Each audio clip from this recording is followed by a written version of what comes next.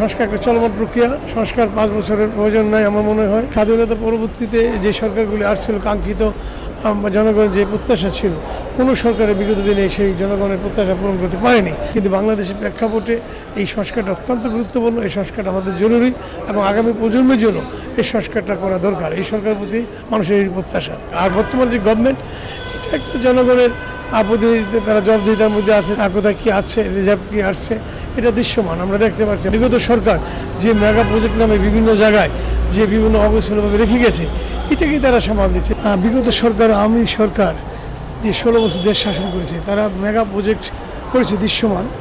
এই প্রজেক্টের বিহাইন্ডে হাজার হাজার কোটি টাকা দুর্নীতি হয়েছে, রাষ্ট্রের সম্পদ লুণ্ঠন হয়েছে, দেশ থেকে অর্থ পাচার হয়েছে। তো এটা রাষ্ট্রের বড় একটা ক্ষতি হয়েছে। তো আমরা বিশ্বাস করি বর্তমান যে সরকার, এই সরকার আন্তরিকভাবে চেষ্টা করছে বিগত দিনের যে দুর্নীতি শ্বেতপত্র প্রকাশ, পাশাপাশি দুর্নীতি যে টাকা দেশ থেকে রাষ্ট্রতে পাচার হয়েছে বিভিন্ন দেশে, সেই অর্থ পাচার অর্থ বাংলাদেশে ফিরিয়ে আনার, এটা জনগণের অর্থ, আমাদের কষ্ট অর্জিত অর্থ, জনগণ ট্যাক্সপেয়ার অর্থ। এই অর্থ যথাযথভাবে যদি রাষ্ট্রের ফিরিয়ে আনে, দেশ আমি মনে করি অর্থনৈতিকভাবে অনেক এগিয়ে যাবে।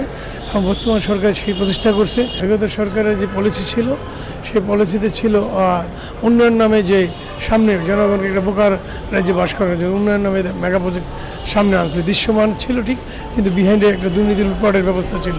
এবং বাংলাদেশের সেই ভিতরের যে এটা আমরা গভর্নমেন্ট বিভিন্ন সময় বিভিন্ন তথ্য দিত জনগণকে, জনগণ সেটা বোঝার সক্ষমতা ছিল না। কিন্তু শিক্ষিত সমাজ বাংলাদেশে খুব অল্প কিছু মানুষ যারা তথ্যপাত্র উদ্ঘাটন করতে পারে, তারা জানতো রাষ্ট্রীয় যে ব্যবস্থা।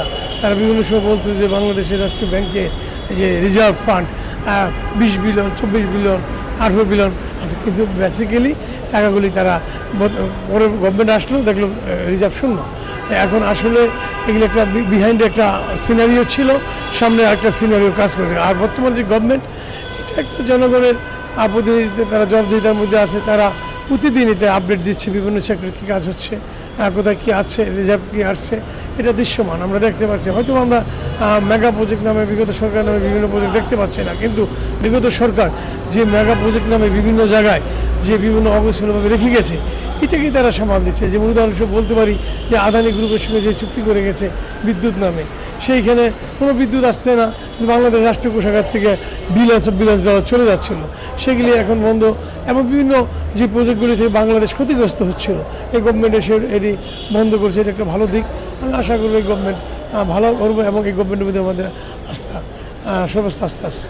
না, আমি এটা বিশ্বাস করি না। এটা বাংলাদেশের স্বাধীনতা পরবর্তীতে যে সরকারগুলি আসছিল কাঙ্ক্ষিত জনগণের যে প্রত্যাশা ছিল, কোনো সরকারের বিগত দিনে সেই জনগণের প্রত্যাশা পূরণ করতে পারেনি। কিন্তু বর্তমান সরকার এই অল্প সময়ের মধ্যে যে কমিটমেন্ট নিয়ে জনগণের মধ্যে আসছে, আমরা দেখতে পাচ্ছি তারা এক স্টেপ বাই স্টেপ আগেচ্ছে। এবং বাংলাদেশের জনগণের যে প্রত্যাশা অনুযায়ী যে সংস্কার, এটা আমাদের খুব জরুরি। এটা আমরা যে দল ব্যক্তিগতভাবে একজনের দল করতে পারে, এটা তার গণতান্ত্রিক অধিকার।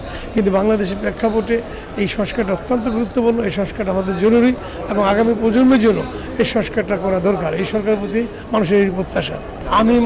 আমি মনে করি না একটা সংস্কার একটা চলমান প্রক্রিয়া। সংস্কার 5 বছরের প্রয়োজন নাই আমার মনে হয়। এবং এখানে কয়েকটি রাষ্ট্রীয় কাঠামো আমার মনে হয় এটা জরুরি, যেটা ইলেকশন কমিশন, যেটা অত্যন্ত জরুরি। যে ইলেকশন কমিশনকে ফ্রিডম দিতে হবে, কাজের সক্ষমতা দিতে হবে। এবং আইন শৃঙ্খলা বাহিনী মন্ত্রণালয়, যেখানে বাংলাদেশের গভর্নমেন্টের যে স্তম্ভ, যে 3টে স্তম্ভ, একটা আইন শৃঙ্খলা, একটা ইলেকশন কমিশন এবং একটা বিচার বিভাগ, এই 3টা প্রতিষ্ঠান সংস্কার যদি করে, আমার মনে হয় 3টা সংস্কার যদি ফ্রিডম কাজ করে, উন্নত বিশ্ব যেভাবে দেশগুলো পরিচালিত হচ্ছে, আমাদের দেশও সে মতো পরিচালিত হবে। এবং এটা সংস্কার আমার মনে হয় হয়তো বা লাগতে পারে, অনেক জলাঞ্জলি রেখে গেছে বিগত সরকারগুলিতে। এগুলি তৃণমূল পর্যায়ে কাজ করতে হবে, রুট লেভেলতে কাজ করে এটা সুন্দর মতো প্রশাসন ব্যাপার আছে, প্রশাসনের সেট আপ করতে হবে। আমার মনে হয় এটা সংস্কারের টাইম লাগবে, তড়িঘড়ি করে সংস্কার হয় না। আমার মনে হয় না সরকার যে পলিটিক্যাল পার্টিগুলি, তাদের উচিত হবে এই সরকারকে সহযোগিতা করা এবং এই সরকারকে সময় দেওয়া।